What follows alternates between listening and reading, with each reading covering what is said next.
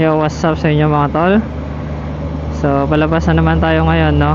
And diretso tayo ng Mercury, tapos papagas lang naman. Tapos pagbalik, bibili na tayo ng tinapay.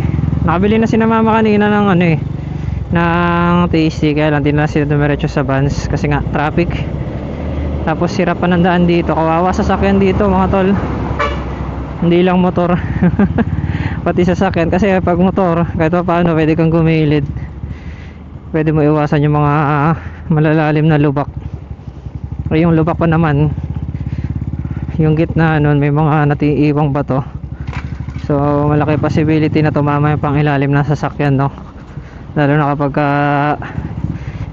bigla yung talbog nung sasakyan sa lubak. O, pagkatapos ng lubak, dito naman tayo sa matubig.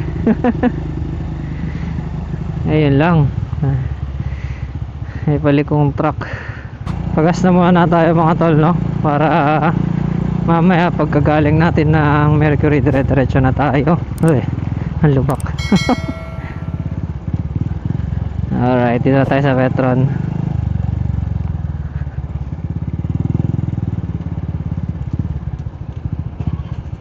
Alright mga tol, diretso na tayo ng Mercury, no? And dito na tayo pupunta sa may Pamontalban para di na tayo mapalayo, kasi dito rin lang naman tayo nagpagas. Konting diretso na lang naman to, no? Ang luwak na din dito.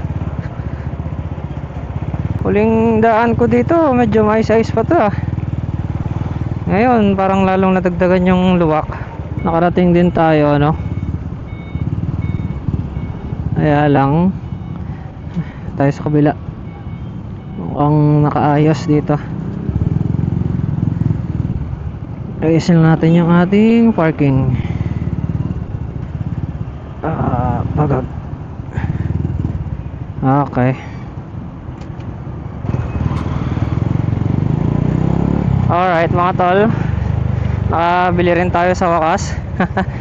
Natagalan tayo sa Mercury, no? Nakalimutan ko pa yung Mercury card.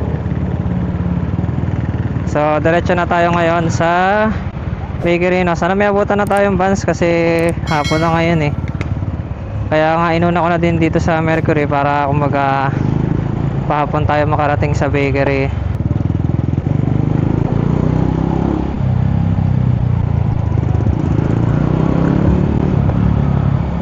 Ang ganda nitong Swift na to, simple lang. Dito na tayo sa bakery.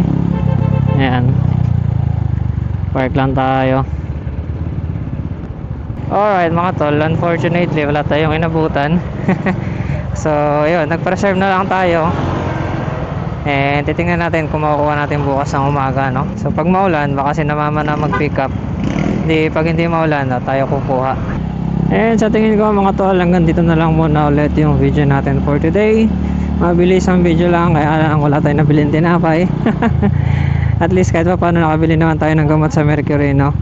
So kung maabot ulit kayo sa part ng video natin na to mga tol, maraming salamat. And kita-kits na lang ulit tayo sa next video. Ride safe!